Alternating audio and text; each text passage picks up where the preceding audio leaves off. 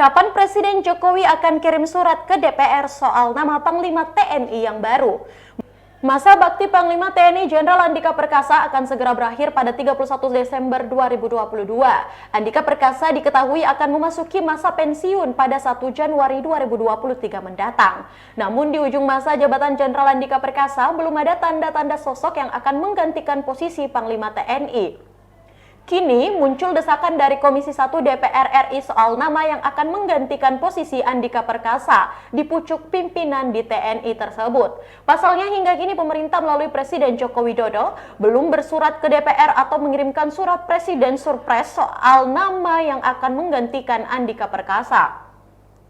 Hal ini terbilang sangat darurat karena DPR RI akan segera memasuki masa reses pada akhir November 2022 ini. Selain itu, mekanisme fit and proper juga harus dilakukan DPR terhadap nama yang disodorkan oleh Presiden Jokowi. Lalu kapan Presiden Jokowi akan mengirim surat ke DPR RI soal nama Panglima TNI yang baru? Atau apakah Andika Perkasa akan diperpanjang masa jabatannya? Anggota Komisi 1 DPR RI TB Hasanuddin pun angkat bicara perihal surprise yang belum diterima oleh anggota Komisi 1.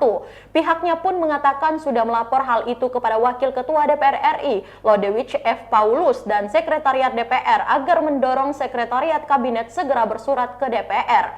Surprise tersebut segera dikirim dan nama pengganti Jenderal TNI Andika Perkasa sudah ditentukan oleh Presiden Jokowi. Terkait belum dikirimnya surprise tersebut, Hasanuddin menilai pemerintah masih sibuk dengan perhelatan konferensi G20.